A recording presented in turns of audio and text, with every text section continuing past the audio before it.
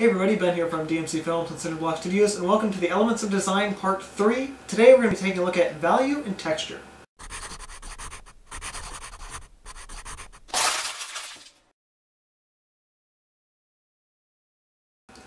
So let's start with value.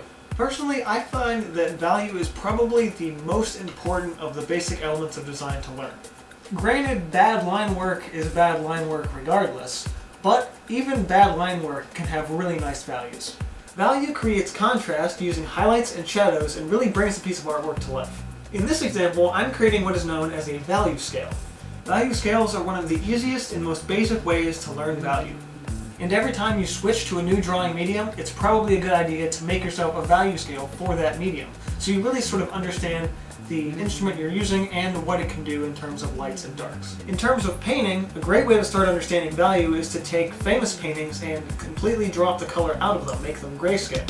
So for pieces like Van Gogh's Starry Night, the Mona Lisa, or even Michelangelo's Creation on the Sistine Chapel, you can see that the light and dark values are balanced. And balancing your values is absolutely key in making something that sort of looks right. In part 1, I talked about perspective, and in the three-point perspective part, I threw a little bit of value in to kind of give the understanding of depth. I did this again in part 2 with simple shading on a circle, turning it into a sphere. But remember, value isn't just about creating form, but also about depth. And where there is value, there is often interesting and complex ideas. Next up, let's talk about texture.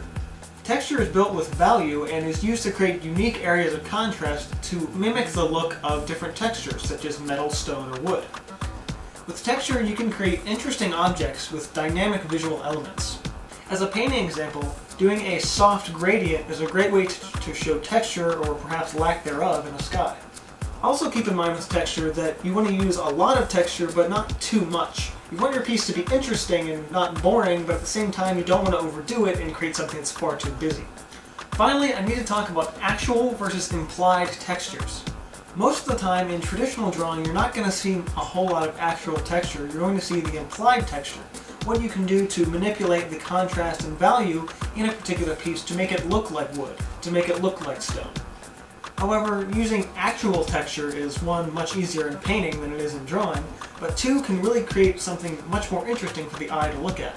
Actual texture is anything that is physically different than just looking on a page. For example, some light molding paste I've been using a lot in my paintings to build up actual dried paint surfaces on the painting to create something you could literally rub your hand across and feel the texture of that surface. I use it a lot in my rocks to kind of really make things pop, as well as kind of give the idea of that the texture of the rock is really there.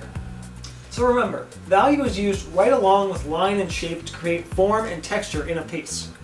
Both value and texture create a unique contrast in a piece.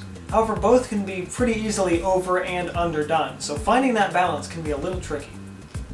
Well, that's about it for this video. Remember to keep an eye out for the final part, number 4 of this video series, where we're going to be talking about color and space. And remember, for more tips, tutorials, and other art videos, subscribe to this channel. This has Ben from DMC Films and Cinderblock Studios. See you guys next time.